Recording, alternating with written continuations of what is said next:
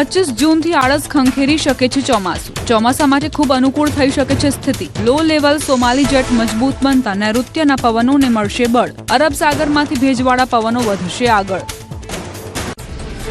અરબ સાગર અને બંગાળની ખાડીમાં સાયક્લોનિક સર્ક્યુલેશનની સંભાવના. અરબ સાગર બંગાળની ખાડીના પવનો ભેગા થઈને બનાવશે સિસ્ટમ. બિહારથી બંગાળની ખાડી સુધી ટ્રફ લાઇન સર્જાશે. તિબ્બતમાં હાઈ પ્રેશર વધુ મજબૂત બનવાની સંભાવના.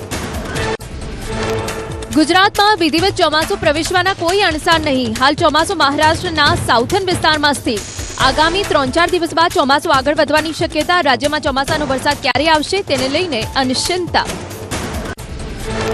રાજ્યમાં ગાજવીજ સાથે વરસાદની હવામાન વિભાગની આગાહી. મહીસાગર, દાહોદ, છોટાઉદેપુર, પંચમહાલ, ખેડામાં પડી શકે વરસાદ. 40 થી 50 કિલોમીટરની ઝડપે ફૂંકાઈ શકે પવન. વીજળી પડવાની પણ શક્યતાઓ.